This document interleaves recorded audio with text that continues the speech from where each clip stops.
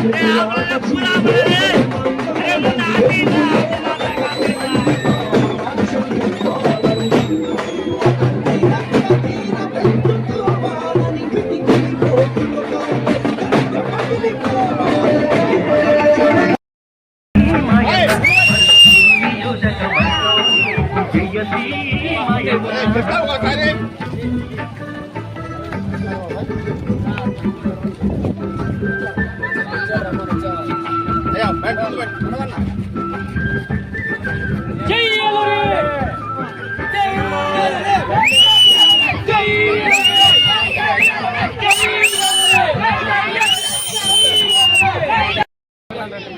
Sprayer గాని, గొర్రు గాని, నాగలు గాని, కుంటకు గాని, ఒక ట్రాక్టర్ గాని ఇస్తే మన వాళ్ళు వారి కాళ్ళ మీద నిలబడతారు.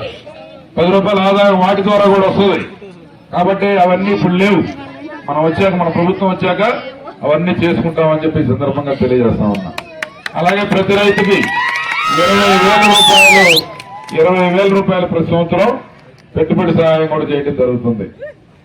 ఇవన్నీ కాకుండా 3 విషయాలు. ఒకటి, కరెంటు బిల్లులు 8 సార్లు పెంచారు.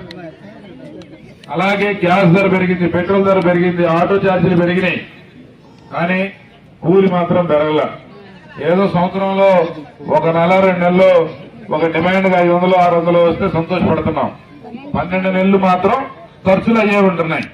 కూలి మాత్రం 1 నెల పెరుగుతుంది. కాబట్టి ఇలాంటి పరిస్థితి పోవాలి అంటే ఈరోజు ఈ ప్రభుత్వం పడిపోవాలి. కొత్త ప్రభుత్వం, మన ప్రభుత్వం రావాలి. ఎందుకంటే ఇక్కడ పక్కనే అమరావతి. ఇక్కడ నుంచి బ్రహ్మాండంగా పనిచేసుకొని 15,000 రూపాయల జీతంతో పిల్లాడు డిగ్రీ చదువుకున్నా సరే పొద్దునెళ్ళి సాయంత్రానికి ఇంటికి వస్తాడు. అదే ఇప్పుడు అది లేదు, ఉద్యోగం లేదు, వాడు మనతో పాటు కూలికి వస్తున్నాడు. గుండె తరుక్కుపోతా ఉంది.